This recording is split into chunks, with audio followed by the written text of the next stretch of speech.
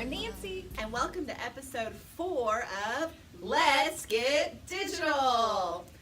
Today we've come to talk to you about one of my absolute all-time favorite tools. I know Nancy loves it as well. Yes. And that is Padlet. Padlet is probably my all-time, and not probably, it definitely is my all-time favorite collaboration tool outside of our Google Suite that we use in the classroom.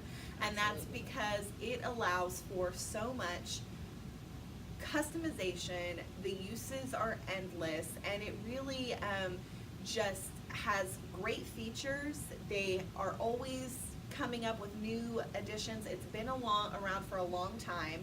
Years and years and years and years.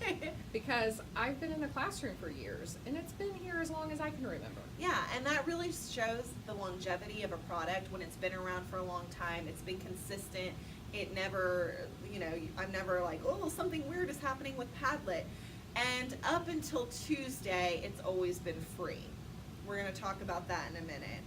So I am really, really, really passionate about Padlet, how it can be used in the classroom, its versatility, and the way that it can just bring that connection to students, that can foster discussions between the teachers and students. It's a great tool. If you don't know what Padlet is, or if you've never used Padlet, Padlet, the best way I can describe it and how I describe it to students is it's a digital bulletin board. So we talk about bulletin boards they might see outside, bulletin boards they might see in the hallways of their classroom, bulletin boards they might see in their classroom, and Padlet is a bulletin board, except for it's all on the digital platform. It's all on. Before you get worried, we are actually going to show you how to use it. We are. So we're going to do our little spiel, and then you're going to get some video here in a minute on how to use this tool. So that's my passion for Padlet. I really am a Padlet fangirl. I promise you they're not paying me anything, but if they wanted to. Yes, this is not a sponsored video. This is not sponsored, but I would gladly take any sponsorship for them because the amount I talk about Padlet is insane. Yes. In fact, one of my teachers the other day came up to me and was asking me about an activity, and I said, oh, you could use Padlet for that, and she just started laughing and said, I knew you were going to say that. That's how much I love Padlet.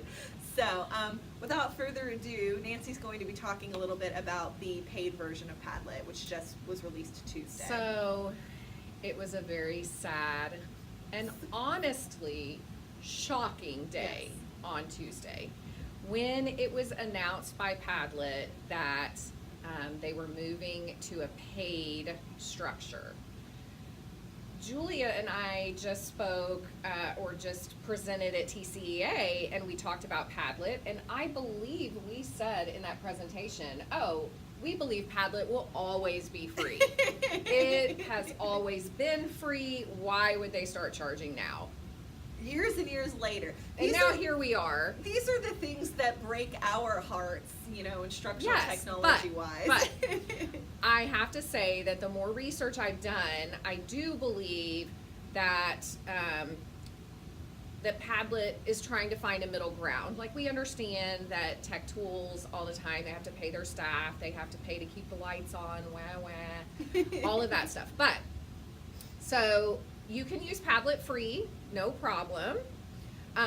The difference is, instead of having unlimited free Padlets for whatever you want to use them on, you now get three free.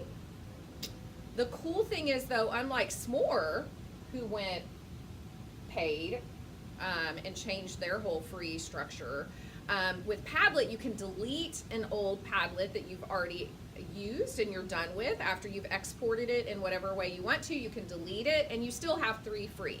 So it's not like you're going to run out. If you already have a Padlet account like we do, you get 3 free on top of all the Padlets you already have. So I have a couple of accounts, and I checked, and I think one of my accounts I have like 77 free because I did have 74. And so I feel like they are trying to work with you a little bit. They've had a lot of bad feedback from teachers on Twitter. A lot of pushback. And so they said they know it's a bitter pill, but they're going to make it easier to swallow. I don't know if that's a good thing, but they are trying to do some middle ground pricing. Honestly, right now for the paid version, they're charging $99 a year. I just don't think it's worth it. No. I think there's other more Padlet is amazing and has some very robust features, but I just don't think it's worth $100 a year. I'm Padlet fangirl, and I Yes. wouldn't pay $100 a year. Yeah. Because ain't nobody got money or time for that. Julia and I planned this this video before the pricing structure We did. Came out on Tuesday, and so we discussed, should we still do it, should we not? But to us, it's worth it, because even with 3 free, they're going to try and start a referral program. So if you refer a friend, you can get more free.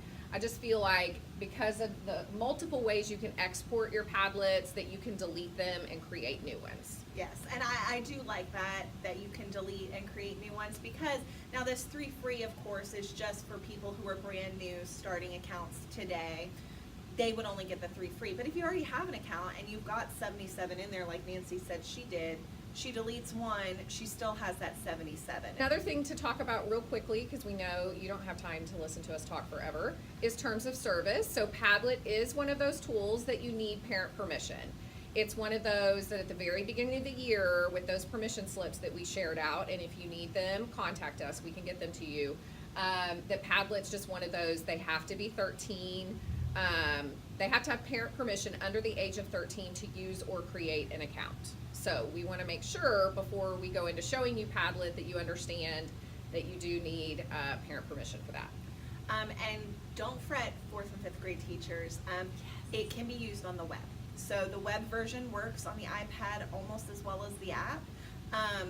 The web versions on iPads, there can always be a little bit of a hiccup, but this web version works beautifully on an iPad. So you are not limited from using it, which is another reason why we wanted to talk about about Padlet, is because it does work well on the web browser. So 4th and 5th grade teachers, you get that parent permission, you can use it on the web with your students' iPads, which is a great thing. Score! So without further ado, we're going to go into a little bit of a Padlet tutorial. Make sure that you stick around at the end, because we will be sharing some integration ideas, some of our favorite things we've seen from around the district. Yes, so stick around. Bye. Bye. 'Cause I told you once before goodbye, but I came back again.